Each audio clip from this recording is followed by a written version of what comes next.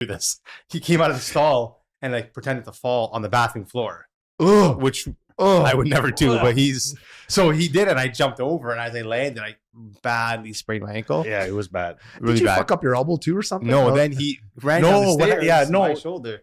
He ran into me and I had to push him off, and I tore my shoulder. No, wait a minute. Before that, when you jumped over me, you actually. Yeah. I was like, your heel hit my head, and I was like, because we were dying in all the groups and stuff too. We're like, do you see these idiots? And we're like, is that our Peloton group? We're like, what are these guys doing?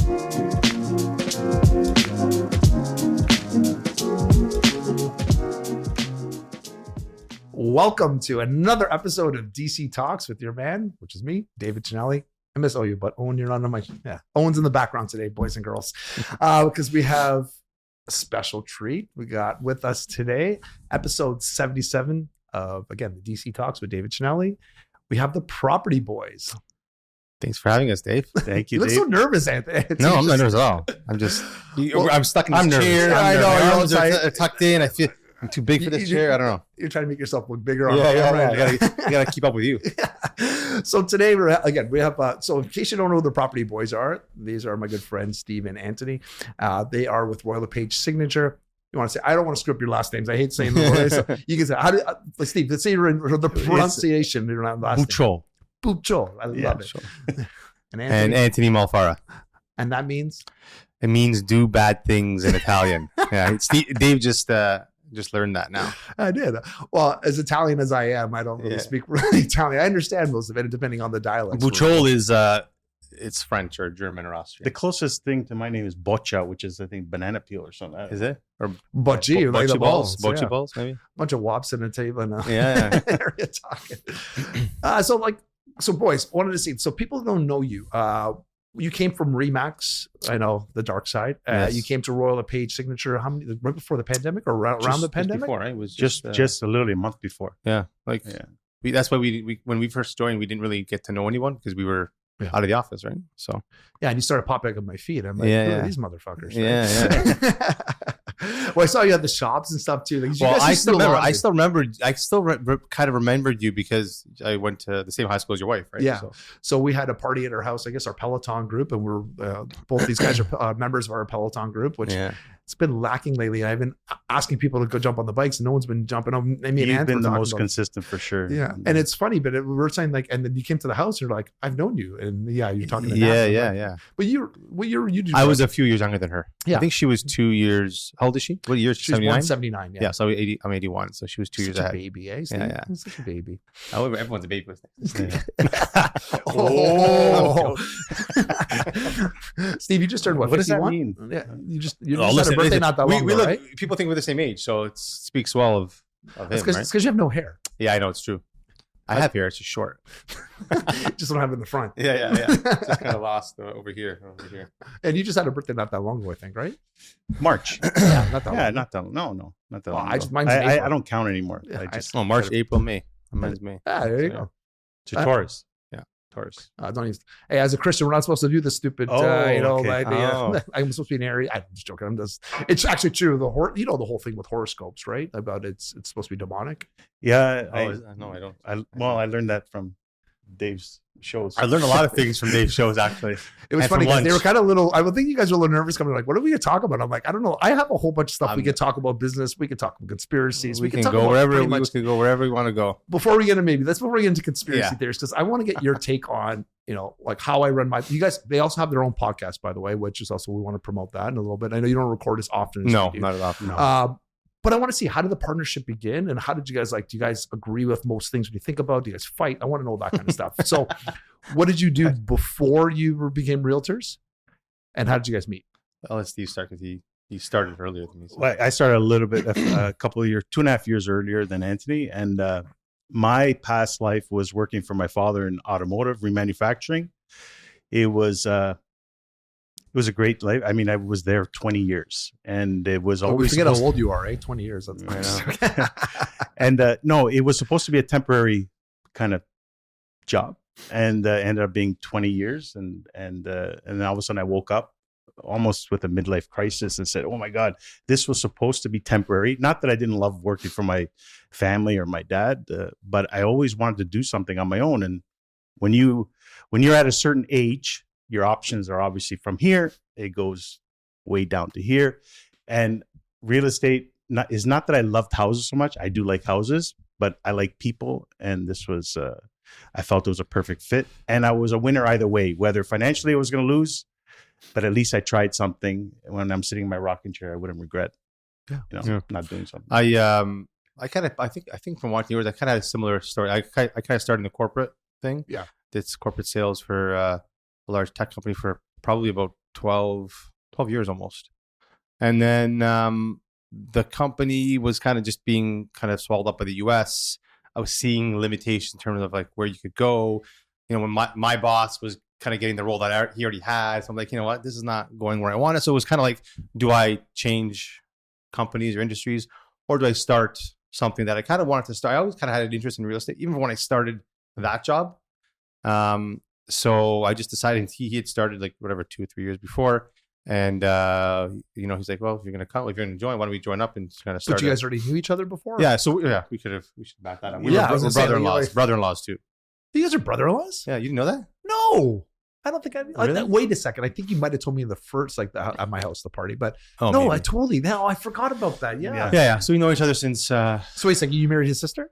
No. Our wives are sisters. Our ex-wife, whatever. Yeah. Okay. Yeah. So we're ex-brother-in-laws. We just, So But we're still Steve is, brother-in-laws, sorry, you're recently going through a divorce. Yes. Yeah. So, if that's all right, we're allowed to talk course, about yeah, it. sure. Yeah. So we know each other for before that, probably 13 years, 15 years. Yeah, about ish. 15 years. 13 years. So before we joined. Yeah. So what did you think of when you met him? Because you were in the family first. Actually, yeah, he was. What did we do? I think the first thing we met, we played chess. Yeah, I let him win. I beat him. Yeah, we played Like chess. a little brother? Yeah. I think you're supposed to beat up your little brothers, not let them It's a win. little tough. No, we got along right from the beginning. I think. along So really well. yeah, there was a age obviously different, but not. It was fun. Yeah, no, I mean, you got along well. We got along really well.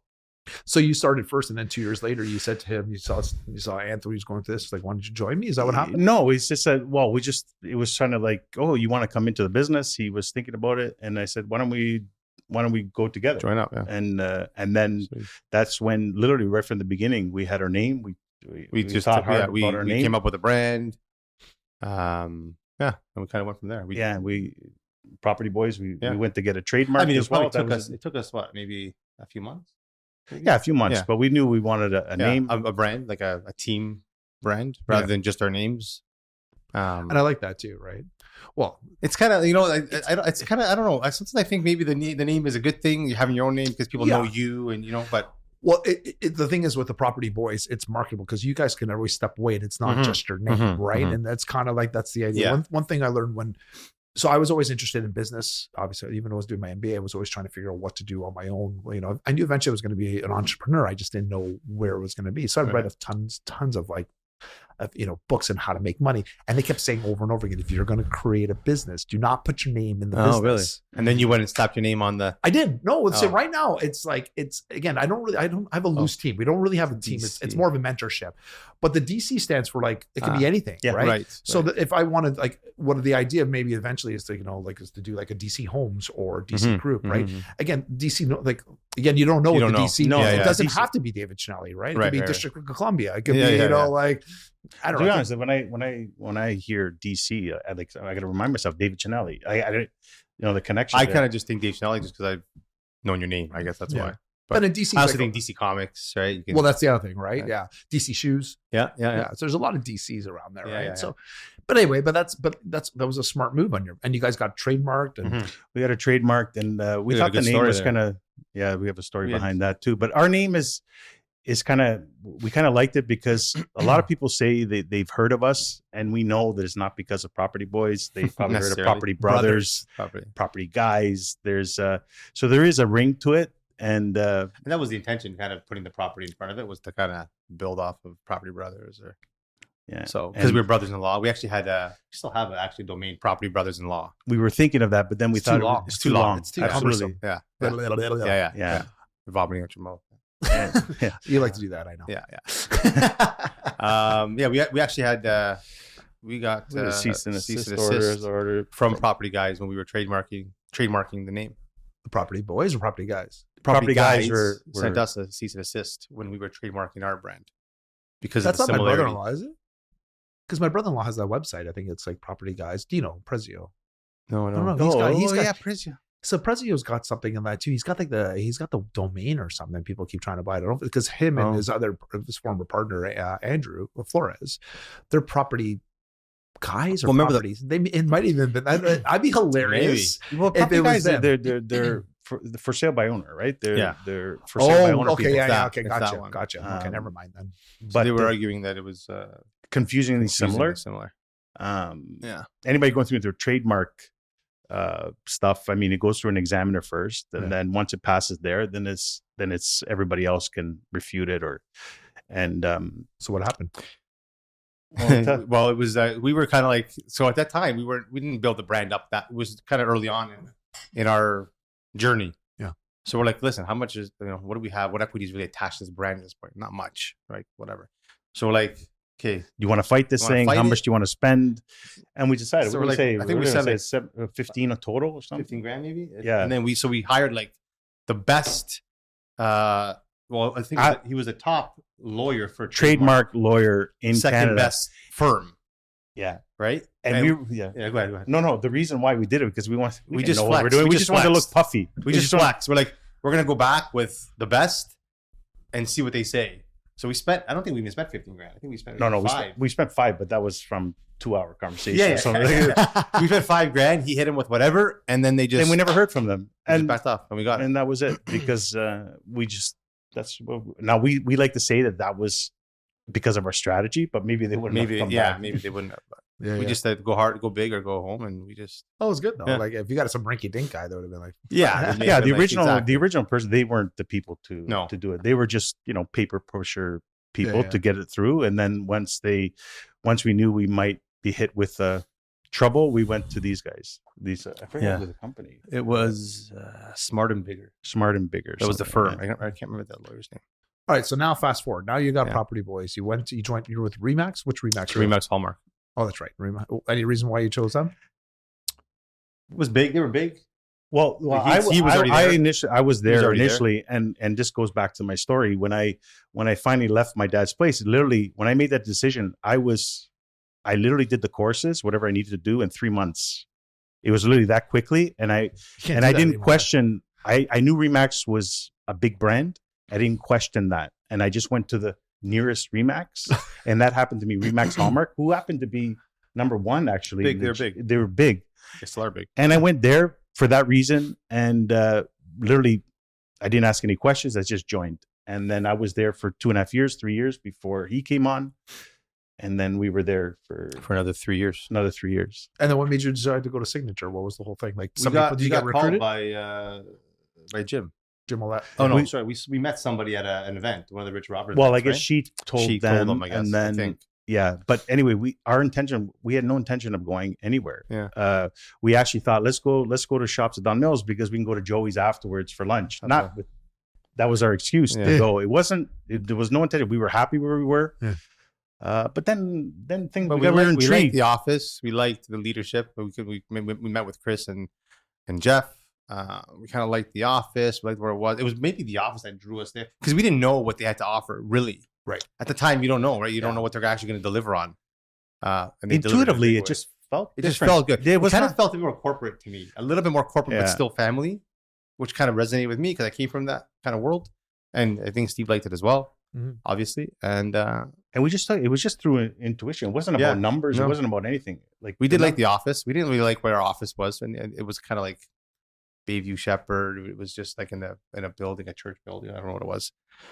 So what that may have attracted us there, but and we like we said before, we came literally a month before COVID, and even with then, we didn't see anybody, but we already felt we made the right decision. Yeah. Chris and Jeff, the whole leadership team, it was amazing. Especially when COVID started and they quickly pivoted into like Zoom, and Yeah. I don't know if you remember so that. I talk about that too, because I think COVID actually helped my business so much because of the leadership. Yeah. So during the COVID, they were like, it was a great time to revamp. They were like always doing their signature lives. They were doing live streaming before other companies didn't say a word. They're all just there panicking. Our office went ahead and they said, no, they got ahead of it. And they explained to us, they said, here's what you guys can do. Here's how you can pivot. It's a great opportunity. And for some reason I was watching lives and I just kind of clicked and I called my assistant that day. She was overseas, a virtual one, not overseas. She's in East Coast. And we're like, we're revamping the business. She's like, okay, let's go. And then we did. And that really helped. So but keeping with the, how did you revamp it? What did you do? Change the website. We changed the strategy. We revamped everything. So people were sending us emails, like all of our brochures. We did like my listing package got changed. Right. Because now we had time to actually focus. Yeah.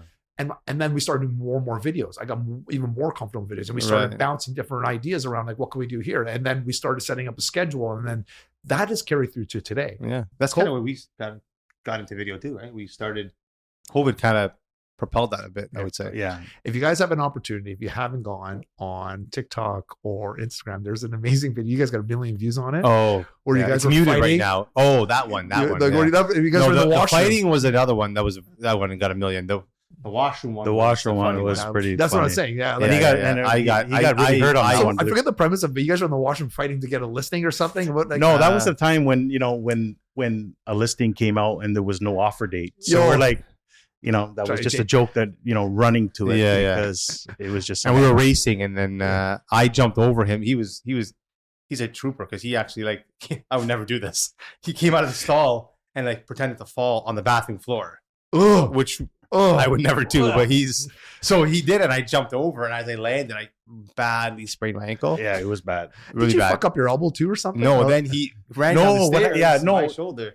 He ran into me and I had to push him off, and I tore my shoulder. No, wait a minute. Before that, when you jumped over me, you actually. Yeah. I was like, your heel hit my head, and I was like, because we were dying in all the groups and stuff too. We're like, do you see these idiots? And you're like, is that our Peloton group? We're like, what are these guys doing? Like, this is unbelievable. That was maybe the most fun reel we did, though. I think that was kind of I found it fun. Well, not the injury, but. So how's the business changed then? So first going from, did you notice was there an impact going from Remax to Royal LePage? And it was after COVID, has there also been a change? Well, I think Signature definitely helped us along. We changed as well because we've been in longer together. Yeah. So we evolved, and I think Signature really helped us with that. And they're a big influence with us. So we just evolved. We just went with the flow. I mean, we grew. I think Signature helped. It helped us. They helped us kind of lay a proper foundation for a business. Before we were kind of there was, but you're flying off the. We were also newer, like Steve said. But they kind of lay the right foundation and gave us kind of the building blocks to grow in the areas that we wanted to grow. And they helped us because, everything that they do is done for you kind of stuff. Everything they do is for us and is leaving us just to sell, right? Yeah. I mean, everything is there. Even videos. I mean, even videos now, they're assisting with. Yeah, with editing. And I remember thinking once when we were at home, I don't think I even mentioned this. We're at Hallmark, and I wish someone could just give me all the market data that we need, the stats, so that I can know without having to look. And that's what Chris does. Yeah. They literally give us the stats, the numbers we need to know, and we can go take that and share that knowledge. Yeah, I do my own kind of analysis, but I like the fact that I say to somebody as well, if you don't know how to do anything, you don't know anything about market analysis, they give you a script, just read the script. Yeah, we don't read the script, but we hear it, we take it, we analyze it ourselves. Yeah, of course. Right? And you hear it all the time, and it just gets ingrained. Yeah, absolutely. So okay, so we talked a little bit about touching on your podcast. Your podcast is a little bit different than mine. Oh, yeah. We don't get into the devil and everything else. Not only that, even the mere frequency. We don't. We haven't really. We actually kind of fell off a bit. We fell off a bit, so we got to get back on if we really want to do it, or just say we don't do it. Right. Say either we're on or we're off. Yeah. So we do the podcast. Obviously, not as we don't do the controversial stuff, which looks like a lot more fun. Maybe that's why we're not hopping back on. Yeah, it seems boring afterwards. Well, that's why I have a friend of mine. Well, he's working. Two friends of mine. One works at Nike, and now one used to work at. I guess he was the GM of Guess at the time. They all worked at Guess, and we were at a hockey game, and I'm like, "You guys gonna come on my podcast?" They're like, "Absolutely not." I said, "Why? We'll never get a job." We don't get canceled. They don't get canceled because it's like they're still in corporate. They're like, if you talk, we can't be associated with something. I'm like, well, what do I say? You know what I mean? That's so special. But for you guys, like, is there something you like? Is there a topic that I talked about? I don't know if you watch any of my stuff too. No. Was there a topic that I talk about and you're like, okay, that's crazy, or that is no? Actually, it's like it's at least with me, it's like, oh, that's good. This is good. Yeah, this is good stuff. This is interesting. This is goes beyond some of this. I might say like, I don't know if I do it or I had the balls to do it, because it takes balls to do it, to push it out there, right? To push, because you're gonna get. But I think a lot of times you're right on the line, and then you sort of come back. It's fine. Like it's. Well, okay, you cross over a little bit. Cross that line. Well, when I say to think people all the time, the idea of the podcast is to get to people to think, right? And that's It's to what, sorry? It's get to people to think and right. question, right? And it's you're not supposed to agree with everything Owen and I say. That's not the idea. But a lot of times we'll bring in facts, and like we had the one that always got, and I talk about this a lot. We talk about the difference between flat Earth and like gold, right? And we had this conversation. You're still like a globalist, you know, like you were. I don't know. See, if I don't know it, if I haven't researched enough, I'm not gonna debate it. But you'd be surprised how many people have pushed back. They just agree to the agenda because that's what they've been told, and we've been getting called out like left and right. And the names that we got, it was hilarious. We're like, and like if you actually watch the episode, Owen and I didn't say anything. We just kind of were saying, well, this is what this says here. This is what, and we watch videos. So we're like, so you didn't actually like. Oh, I'm putting out there. I believe now. I didn't believe in the flat Earth before. Yeah. I think we were both on the same page. But the more evidence we're getting, more and more. It's just kind of like. So when we talk about conspiracy theories, then more of them start popping up. So that's why I started to do this, right? And the flat Earth stuff, and the things are started popping up in the Bible. And I'm like, okay, well, if you believe in the Word of God, you can't just cut out this part of the Bible. No. You just can't. Right. If you're exactly, I'm like Anthony. Like I don't sit there and have my opinion right away because. You know what? I don't know. So when you're talking about the flat Earth and stuff, you had some valid points. You know what? I should research more before. I know science and all the mainstream stuff is gonna prove you wrong, or you know. But I haven't. Oh, he's gonna prove us wrong. Did you hear that? No. I don't. Sorry, not me. I'm saying. I mean. They're gonna refute. They're gonna have. They're gonna refute absolutely. Everything. Right. Well, of course, because. But I like that. Owen and I had this conversation the other day. It's like, so there's one of the guys who used to be on the team before. He was a globalist, and Owen was a flat earther. We're allowed to talk about this, right? And they did their own podcast about it too. And he didn't come prepared. Whereas Owen and I would say, well, if somebody is going to be presenting like something, even if it's conventional, and you're non-conventional, I want to bury you based on facts, not on feelings. Right, and feelings. So I might be crazy. Well, I'm not crazy. Okay, I might be out there. Maybe I believe in the flat Earth, right? Maybe I'll say that. Well, can you show me evidence that, like, say why this is not real, and I'll show you evidence why you're wrong. Like, right? And you keep debating, and that's. Well, they had this whole argument. He didn't have any evidence. All he said was like, "Well, this is what I believe because this." And even he showed us in this group chat. He's like, "Was it Tyson? What's his name? The Neil deGrasse. Yeah, Neil deGrasse. Neil deGrasse." And he had this thing. He's like, "How do I know the Earth is flat?" He goes, "Pictures," and he gets up and walks away. And I'm like, "Whoa! NASA said themselves that all the pictures are doctored. It's like there's not actually one picture of the moon. What you're seeing is called blue marble, and they actually have a guy who created blue marble, and he talks about how he took other images and made the Earth. The picture you see of the Earth is not a real picture. It's all been altered. Did you see? But that's from their website. Right. So you can't. So I'm like, so I said to this guy, I'm not going to say his name.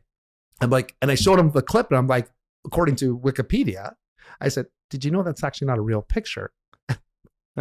Radio silence. Did you see that? It was just recently Samsung. They were talking about the Samsung phone, the photo, and how great the photographs are on the Samsung phone. Yes. And you pulled it up, you take a picture of the moon, and it apparently shows the depth and the colors. But then you hold it up to just a bright light, and it doctors the photo, right? Yeah. So if you don't know what Anthony's talking about, I was saying Anthony. There's no H in your T. Anthony.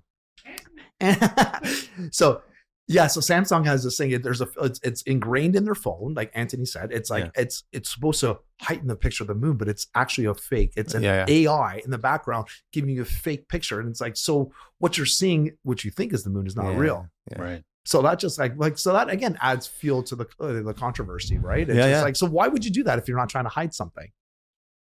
I don't, just a thought of mine, right? like I said, I haven't thought about it. I haven't thought about flat Earth, so I don't know what to say. Right now, I'd say I believe in that the world. Listen, we don't have to talk about flat Earth. No. Meaning you can enlighten me, and who knows? Maybe I'm not change sure. my mind. Maybe I'll change my mind. But what about when it came to like kids, right? Yeah. So you both have kids, Yeah. right? Your kids are a little bit older. I think They're you're in their 20s. a lot older. Yeah. Well, yeah, a lot older. So how did you like to know? Like, were they in Catholic school? Was there even a debate between that, or is it just like you just kind of went through like for school? Like, how did you guys decide to put the kids? You just went full like along and did that? These kids are older, so you can go first. Sorry, what So kids, when your kids are going to school, like elementary, high school, what like when you're looking at schools, you're looking at like the criteria they're doing. Like, would you look at the pedigree of the school, or is it just because you're like no, Catholic you know or what? public? Early on, for many years, my kids actually went to Montessori school, and I always had this thing about anybody going to private school. Really, you're not really buying. This is my opinion. You're not really buying into the education. You're buying into the people. Which I agree. That it's just a different crowd, and that's really what you're buying into, in my opinion. My ex-wife, she was a Montessori teacher, so that helped. So they were there for quite a few years, and then when my wife stopped her Montessori teaching, they went to regular school, Which was public school, right? No, Catholic school. Catholic? They went to Catholic school, Okay. and again, yeah, they went to Catholic school. It was convenient. It was nearby. Yeah. And as far as high school, again, a Catholic school. When you're looking at the Catholic school, you're looking at the grades or the type of school it was in. I was looking at the the boundaries, I know.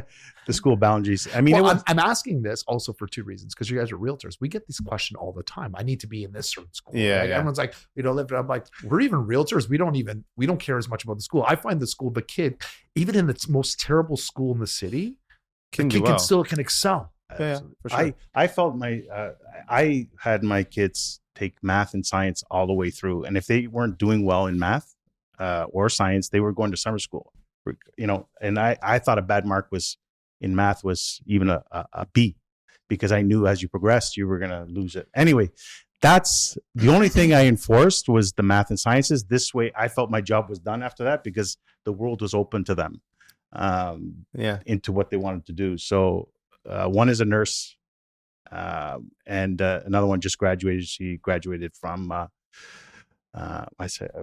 Toronto. Now it's Toronto Metropolitan University. I was about to say Ryerson, but no. Yeah. So You didn't go to Ryerson. Yeah. The new name, but I guess Metropolitan, wherever, whatever. It does sound like a fake And school. she graduated from financial mathematics. And Nice. For me, my kids how old are your kids now? 12 and 10. Okay. So they started Montessori too, up until grade 1. So grade 1, it was kind of like, do we send them to? There's a schools in our area, right? There's a public and a Catholic. Yeah. My wife was kind of a bit, I would say at the beginning, indifferent. We went to see both schools. I wanted to go to Catholic school. I went to Catholic school. I kind of just liked the feeling in the school. It was a different feeling to me.